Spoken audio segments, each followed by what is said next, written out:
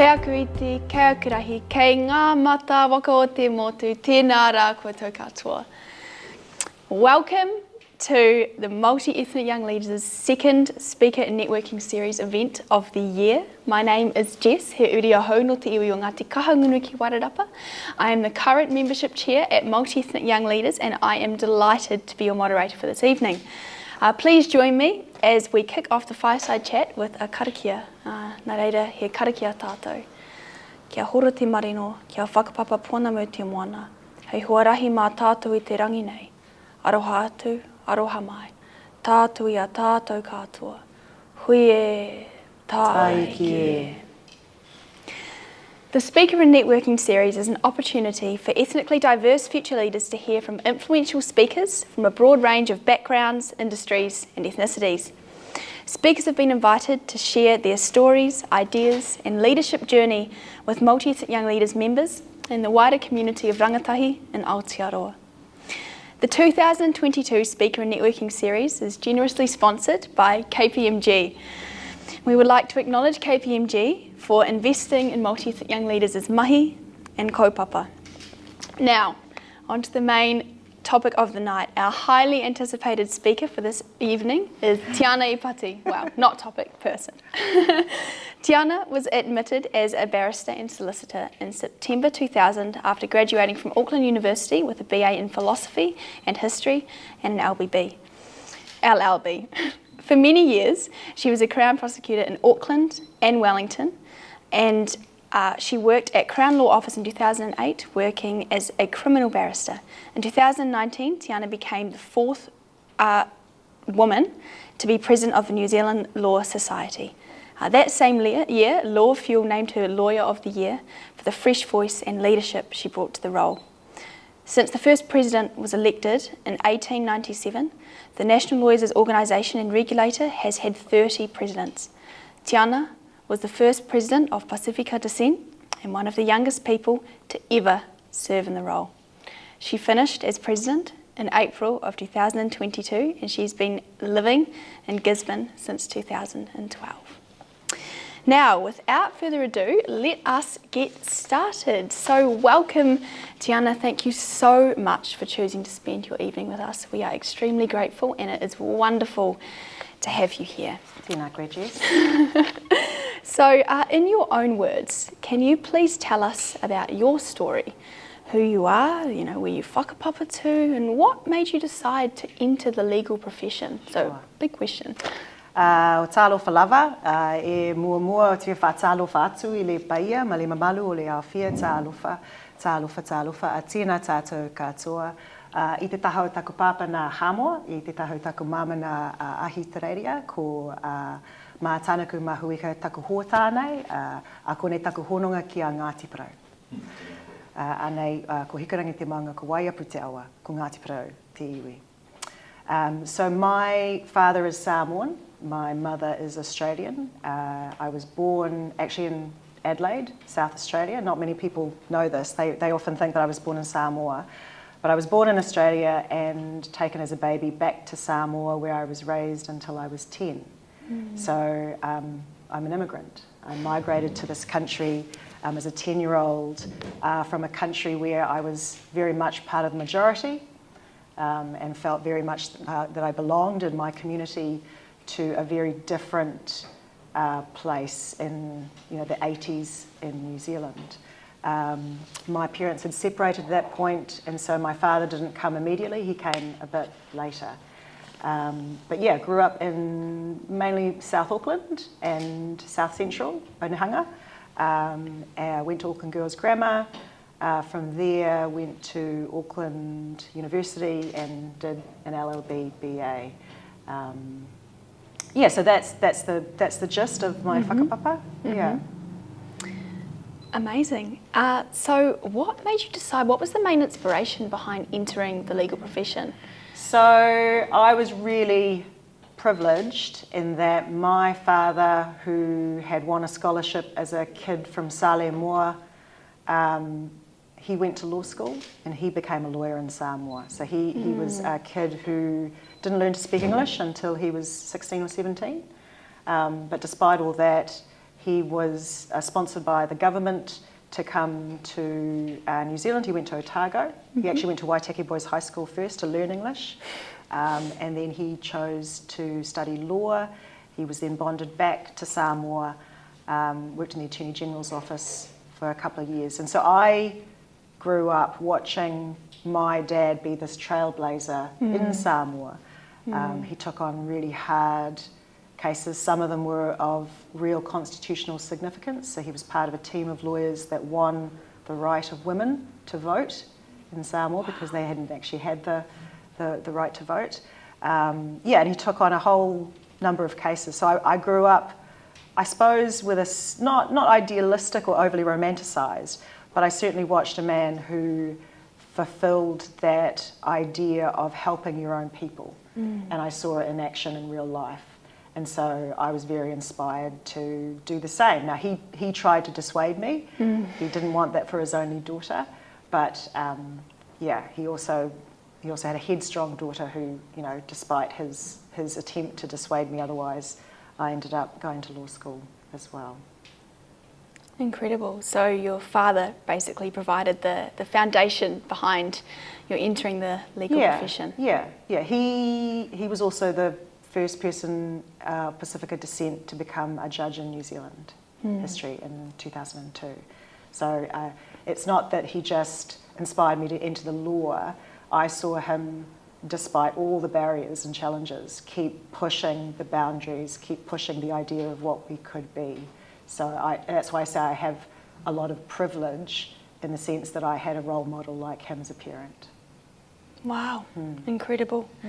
So that leads us nicely on to our next question actually, which is when did you first notice or encounter any ceilings or barriers in your legal career as a Pacifica woman in Aotearoa, New Zealand? Yeah, and this is not uncommon when you talk to Māori, Pacifica, I think any ethnic minority that goes to law school. It still has a long way to go in terms of their student culture to be inclusive. But I think the real moment that sticks out for me was I was really, really fortunate and had got a graduate position with Meredith Connell straight out of, not straight out of law school, but that was my first job.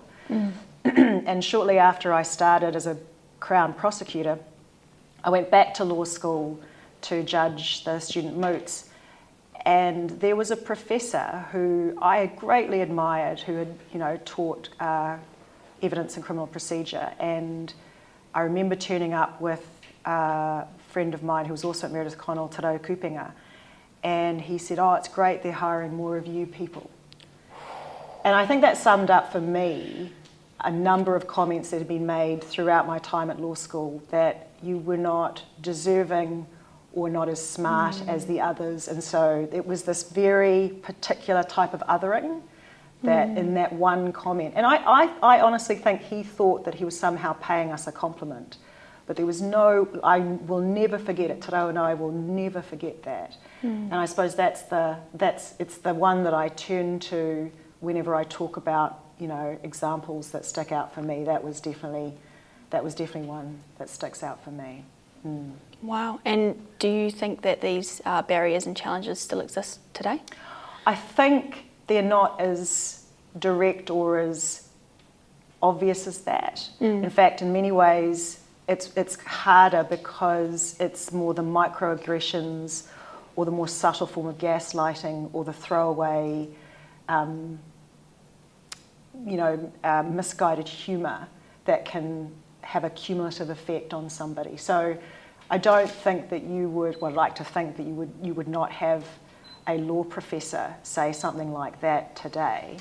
But certainly 20 years ago, that was something that you just said, and no one even really called that person out on it.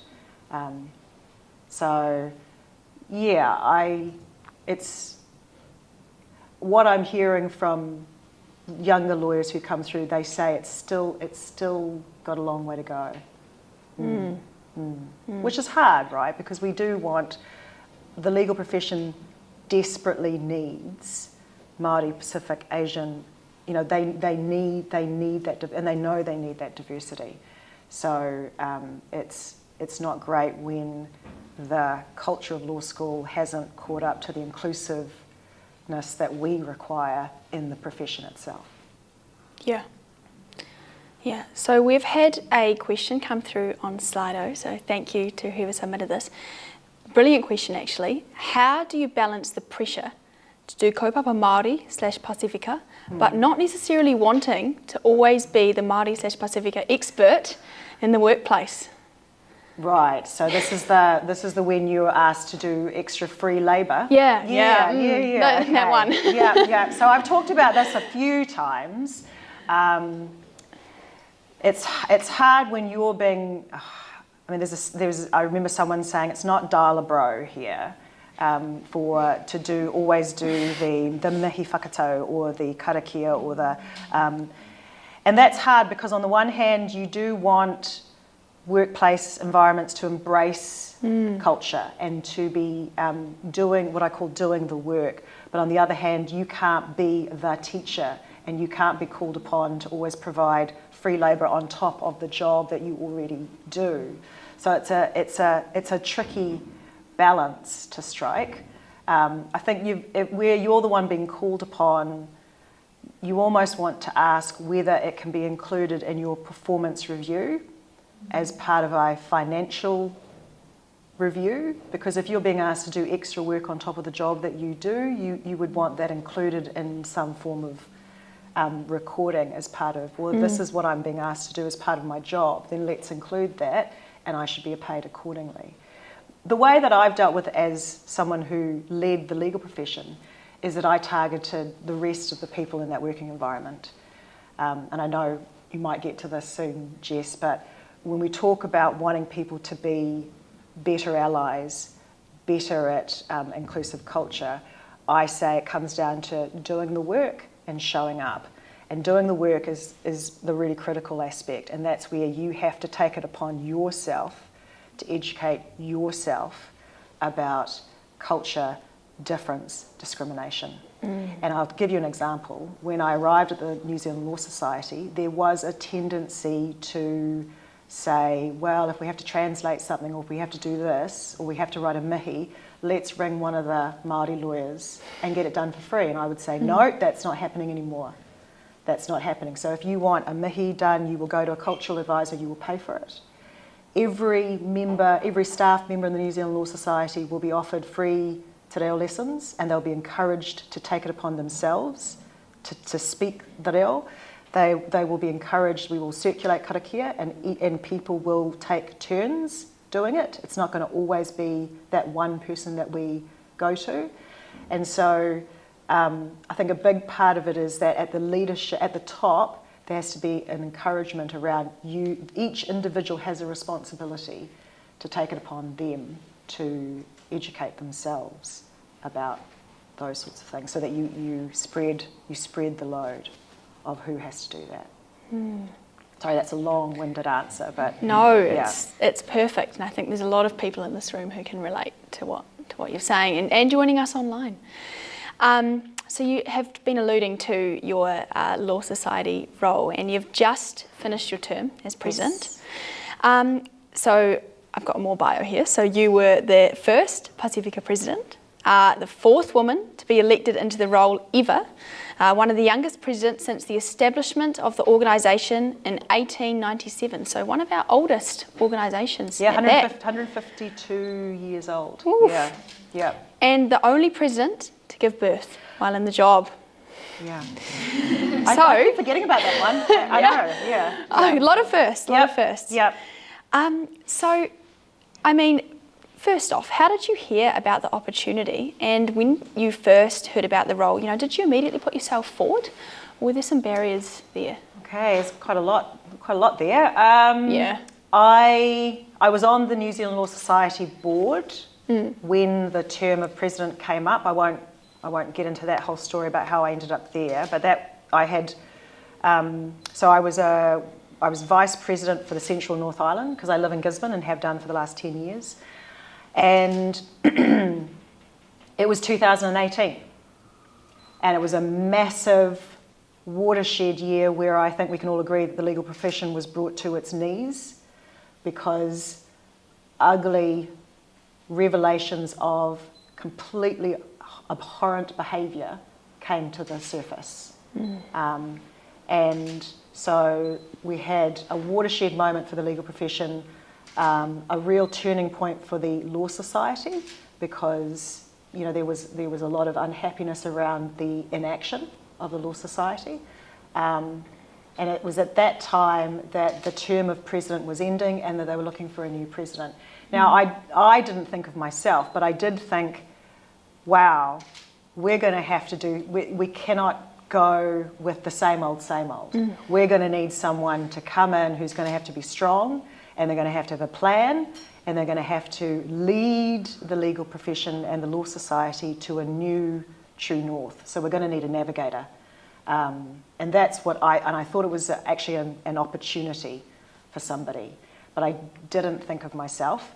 And it was two middle-aged white men from Christchurch who sat me down and said, the future of the legal profession in the New Zealand Law Society is this, not this. Wow. I know. And I laughed because I just said, there's just no way that I can be president. It didn't seem right, but they just worked on me. They would take me aside again and again and say, right, so what's the plan around you becoming the next president? And look, I think eventually, because as 2018 went on, and hashtag #MeToo was not going to go away, and we had more revelations that came out with the survey around racism, around bullying, there were massive calls for transformative change. And so in the end, I thought, well, if not me, then who? And if not now, then when? And so, and I embarked on, I get emotional still talking about it, actually. It was the scariest thing I've ever done, Wow, but scariest thing for you, but I think you've made some incredible changes while you were there. And were you aware of just how many ceilings and barriers you will be breaking when you applied?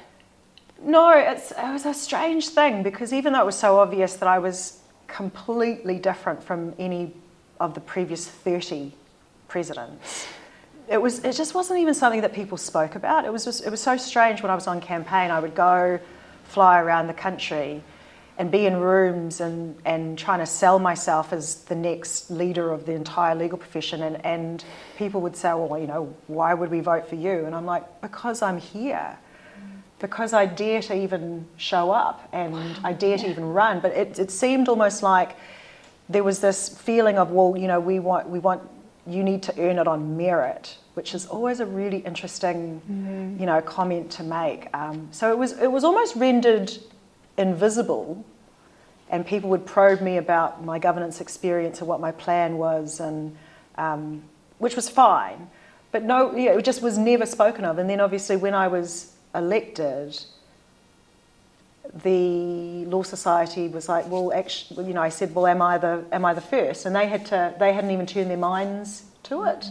And it wasn't just that I was the first Pacifica, because they couldn't identify anyone who had Māori whakapapa. So I was the first person of colour, if we were really brutally honest about it. But that it was all of a sudden like, oh yeah, you are. And then I think we worked out that I was one of the young, but that was all done on the day. There was no thinking about in the lead up to it.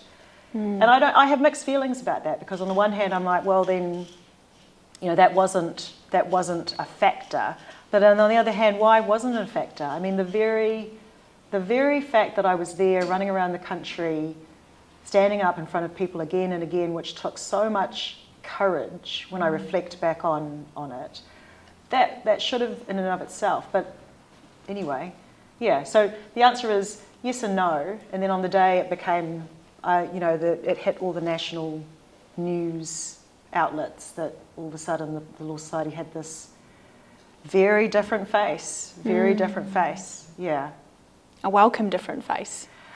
Well, it's over now, so I think we can look back and go, okay, I think that there were probably parts of the profession which were a little bit concerned about what I was going to do with such a powerful position. But even the naysayers back then agree that I was a good president. You were a good president. Oh, thank you. You were a good president. So what would be the one change you want to see prioritised? Well, I'm sure there's more than one. But what would be the main change that we can make in the law community to better promote D&I, so diversity, equity and inclusion? So I've talked about do the work, this idea that every individual has a responsibility to do the work and not rely on the ethnic minority to educate you about culture, difference and discrimination, right? They're not your teacher. They don't owe you that. So there's doing the work. And then there's the other aspect to it, which I call showing up. So do the work, showing up. And showing up can be different things depending on context. Showing up can actually mean being quiet and stepping aside and giving someone else the platform or giving someone else the opportunity to lead or having a voice at the table. And showing up can sometimes be loud, right? Because there's a particular group or a person who is vulnerable and is not able to voice for themselves. And so that's when you come in and you show up for them. So if everybody understands that if you show up and you do the work, then we are light years ahead. And that's it. I keep it really simple when people ask me, how can I be a better ally? But that's a message that I have continued to repeat as president and will continue to do so. Wow. I've got a lovely, I think it's a comment rather than a question on here from someone who's got quite a bit of likes, but I'm going to share it with you. Tēnā koe Tiana, a navigator. That is a brilliant way to sum up your presidency and to tautoko our Pacific people's cultural history as navigators of the Pacific. So there you go, you're a navigator. Well, that's what we are though. Like you know, Justice Joe Williams talks about the fact that actually everybody in New Zealand is Polynesian. We are all Polynesians. And whether you came here as part of the ocean navigations by Polynesian people, or whether you migrated on a ship from England and Wales, or whether you were a kid from Samoa arriving on a plane, we are actually all either pioneers or the children of pioneers. And so the navigation journey is actually a uniquely Aotearoa New Zealand story, and it is the thing that bonds us all together. So I always go back to the idea of navigation because that's one of the greatest feats of humankind.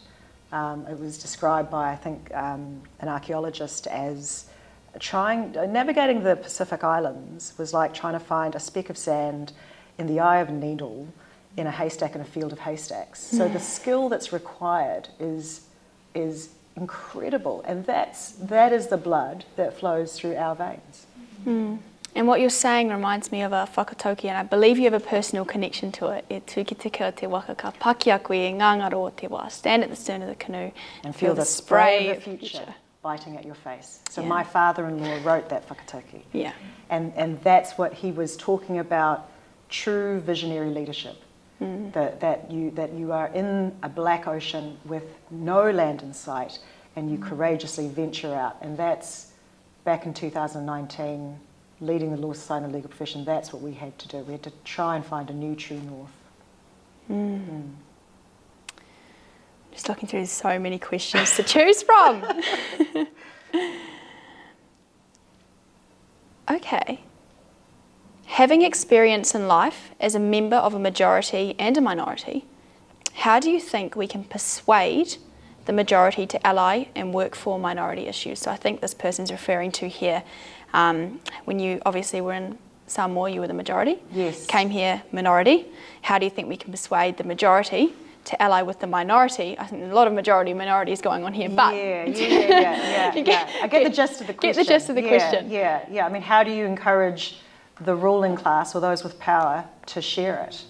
Which is that's the fundamental. That's hard. I don't have a ready answer apart from, 2022. Most people understand that diversity of thought, in every respect, benefits all of us. That the business case, all of that. That's kind of a conversation that's well and truly had. The hard part, though, is convincing somebody that to to get there, for it to be truly inclusive, you have to give up power. You actually have to give it up.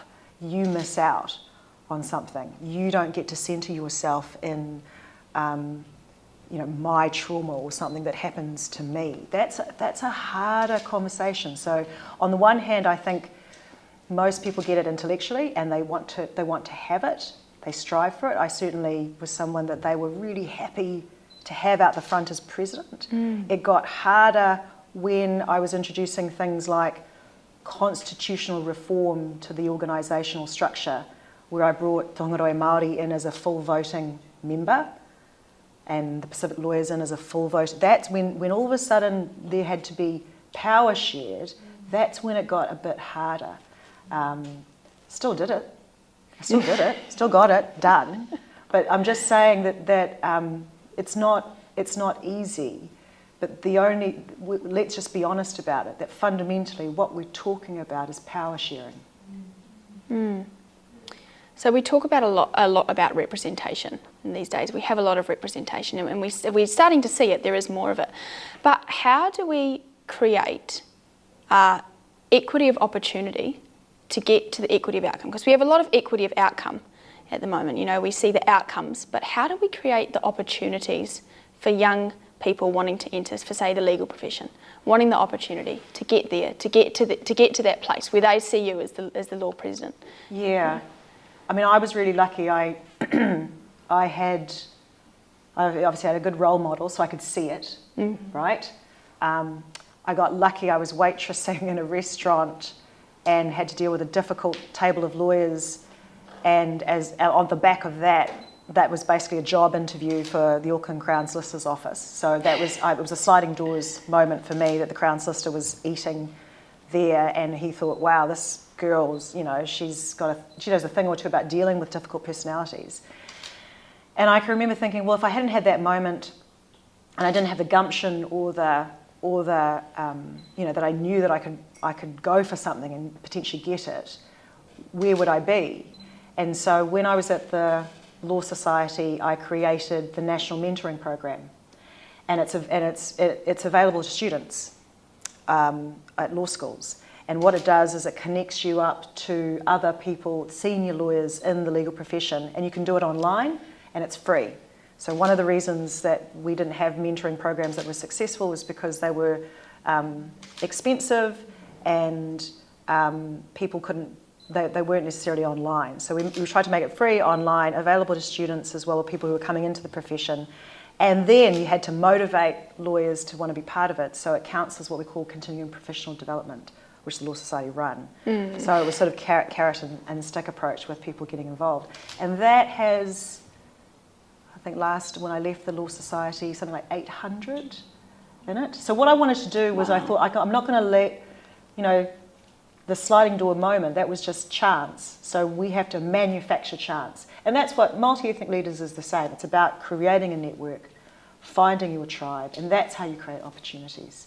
But they're not, you can't rely on chance. You can't rely on the fact that you've got a number of women at law school to somehow filter through. You've actually got to get in there and you've got to really, connect people up, because that's the reality of how things happen. So you create the situation, and you encourage. One of the drivers of the National Mentoring Program is that they promote diverse relationships, so that it's actually a reverse mentoring situation. So if you've got the Māori lawyer in Aotearoa who's actually interested in commercial law, then it's probably going to be the case the mentor who is in the large law firm in Auckland is going to learn quite a bit from this person here. So it's a reverse mentoring, and it's supported to be that way. Wow, and that was when you created this program? We launched it early during the pandemic, when the pandemic first hit in 2020. So that exists today.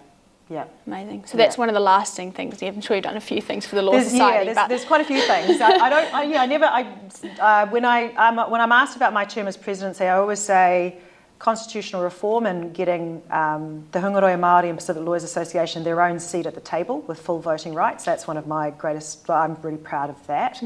I'm proud of the historic campaign I led to increase legal aid remuneration, and I'm proud of the change to our complaints process to target bullying, harassment, racism and sexual assault, that we changed all the rules so that we were targeting that behaviour, and I'm proud of the response that the Law Society gave when the pandemic hit, because that was, I thought I had enough going on when I started in 2019. And then I had a baby. Yeah. So how has that been, navigating, being a mama and being a lawyer and being the president of the New Zealand Law Society? How is it? Must have been tough. Yeah, it was hard. It was unrelenting. Yeah, that's why I finished in April and I've just been taking it very, very easy. Yeah. Okay, and try not to do too many speaking events. Yeah. But you guys snuck through, because you're a very impressive organisation. Oh, yeah, well, we're very, very privileged to have you here with us. Got a question here, and I think it's one that a lot of leaders can relate to, or young leaders, up-and-coming leaders. How do you get over feelings of imposter syndrome? And where or who do you draw your inspiration from to keep going? So 2 questions there. Yeah. I think the thing about imposter syndrome is that everyone feels it. I think the worst thing you can do is somehow think that you're the only one who feels imposter syndrome, therefore there's something wrong with you. I think you've got to remember that, the likes of our Prime Minister, Jacinda, will often speak openly about feeling inadequate or not feeling good enough. And I mean, I've met her a couple of times, and she openly talks about it. So it's the first thing is to normalise it. There's nothing wrong with you. And then for me, I mean, I talk about the scariest thing I ever did was even dare to run to be president. There was no trick to it. I did a lot of praying on planes. I did a lot of. I'm not a necessarily religious person either, but I did a lot of pep talks to myself, and then I just felt the fear, and I just did it anyway. I just embraced that I was completely and utterly afraid. And felt completely inadequate and not good enough and all those things, and then just went ahead and did it anyway. So you've just got to embrace it for all it gives you, and then push past it. Yeah, feel the fear and do it anyway. Yeah. Brilliant. Love that approach to imposter syndrome. It's fantastic. We've got a lot of questions here about D&I in the legal workplace. So I'm going to try and find one. Here we go. Do you think there has been pushback to diversity and inclusion within the legal profession? And if so, how do we collectively deal with it? Pushback to D&I. Not that, I have to be honest, not that, I was probably up in the helicopter, but from what I could see, there was a lot of feelings of shame that the legal profession was not diverse. There was a lot of wow, it's taken 150 years for us to even have a brown person. Never had a Māori president, which I can actually understand that. I saw particularly the senior legal sector really embrace wanting to be more diverse, not quite understanding how to be more inclusive though, not quite understanding beginning the journey by thinking that if we hire some Māori and Pacifica graduates, then that must be okay, but they're not working on the environment that they were putting people in, not doing the work on themselves. So that was a conversation that we had to continue having.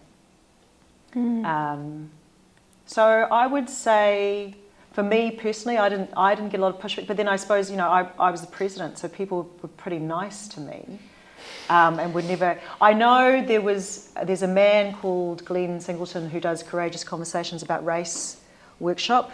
He came to New Zealand before the pandemic, and he said to me that there were a few lawyers who turned up to one of his workshops because they were acutely aware of a certain part of the legal profession who were a little bit afraid that I was the president, and who were just sort of quietly just hoping that I would just finish my presidency and go and not muck around too much with every. Yeah. So they were at the workshop because they were like, right, we're here to get the tools to school that part, the old guard who, Wow. yeah. But I mean, my experience was that new generation lawyers, and 50% of the legal profession are millennials, they all get it. They all get it. So it's really a matter of time before, really the dinosaurs are just... No, honestly. And I mean, and every now and again I'd get an email from somebody who would say, oh gosh, can you speak English? Like, I speak English, so when you do a pānui and you use Māori terms, you need to translate that for me. And I would get all up in arms and say, oh, I can't believe you could type that email with your little dinosaur hands, or And the Law Society would have to go, oh no, we can't really send that as a response. And they would send this brilliant response, which would actually translate every single word and offer them, NZLS courses on te ao Māori and te reo, and in a really, really clever way. But yeah, I mean, that was, I would say that would be the exception rather than the rule. And talking of the environment of the New Zealand legal sector at the moment, very recently, in fact, this might be too raw, I don't know, you were mistaken as a criminal defendant by the courts. I was. You were. I was. How have you dealt with that? And what is the process from here? Yeah, okay. So I am keeping in mind I've been a lawyer for 22 years. I've been a court lawyer my entire career, and it never happened to me until then. I had supported a young lawyer a year prior who it had happened to, and it ended up being relatively prolonged and quite an upsetting experience. And so I had made contact with ministry officials around that, and had felt assured that there was good training in place for court security officers. When it happened to me, though, I wasn't. I immediately clicked to what was happening, and so corrected the security guard and said, no, I'm a lawyer. Oh, sorry, miss. Went in and did my job, and then came out and thought. I wasn't humiliated, I wasn't any of the upset, I was just really pissed off, because I thought, well, hang on, I can handle this. But the lawyer that I had to support, that was a different story, because she had no idea what was happening, and so it ended up being this really upsetting situation. So I went on social media, didn't expect it to blow up in the way that it did, but it did. And that was actually quite good, because it meant that ministry officials got in contact with me almost immediately, and we agreed that instead of focusing on what happened to me or what happened a year ago, we would find out, is this a wider issue? Is there a systemic issue around not just court security but court staff mistaking people of colour in particular? And because I had heard anecdotally, people would come to me through social media saying, well, it happened to me too. So currently the Pacific Lawyers Association have partnered up with the Hungaroa Māori and New Zealand Asian Lawyers Association, and they are doing a anonymous survey, and they're also providing an opportunity to share stories. And so far they've gathered, a few examples. Those will be used, obviously, in a safe way with the Ministry of Justice. People who fully support us gathering data so that they can have a better idea. And probably what will happen is when there is the next annual training, I will turn up, and I will be the one to say, my ancestors, my father did not raise me and make the sacrifices, or any of our parents, so that we would go to court or go to a workplace and be discriminated against. That is not what our ancestors dreamed of. And really drive home to them how that type of experience, if they don't follow policy, if they make assumptions about a person, how that feels. Because I think that's what's missing probably from the picture that they're getting. Because you can do like a course on unconscious bias, but until you hear someone say, I became a lawyer because I want to help my people. How can I help my people when I can't even get into the building? You can hear the agreement in the room. Yeah, I'm hearing them. And we are coming to the end of our session, but before we let you go, what is something you have to say to all of these people here in the room, to all of the rangatahi in Aotearoa on leadership journeys? Something. Put me on the spot, Jess. That wasn't a question that we, no. None of these have been planned, they've all been read off here. Be visible. Be unashamedly visible and show up for yourselves. One thing that I promised myself when I went on this journey to become the president is that whatever happened, I would be myself. I would be unashamedly Samoan, I would be unashamedly immigrant. I would, that I have Māori children, all of that. I was authentically myself, and I think I'm most proud of that I didn't try and fit myself into anybody else's box. And, as you can see, that worked out okay. And so I would encourage you all to be visible and use your voice.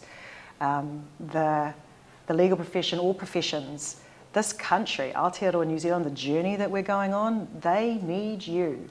They need you more than you need them, to be honest.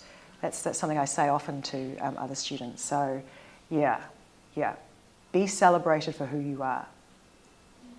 Be visible. Be visible, I love that. Yeah. And so, unfortunately, that is all the time we have today. But I wanted to say on behalf of all of us in this room, on behalf of everybody on that camera there zooming in, Tiana, thank you. Thank you, ngā mihi nui ki a koe. Thank you so much for coming in and speaking to us today and sharing your story, sharing your voice and being a huge source of inspiration to us all. You've completely floored us. I think the room is silenced. We are spellbound. You are unbelievable. And we are just so incredibly grateful for your time and your whakaaro and your kōrero. So just thank you so much. To formally conclude today's event, please join me as we close with a karakia. He karakia tātou. Pū hirihiri, pū rārama, pū o te whakaaro, pū o te tangata, pū o te aroha, te pū te hiri nei a tātou, mauri ora ki a tātou. Haumi e, hui e, tai ki e. Thank you again for coming. Nā reira, huri noa ki tō tātou whare, tēnā tātou katoa. Kia ora. Kia ora, Jess. Yay.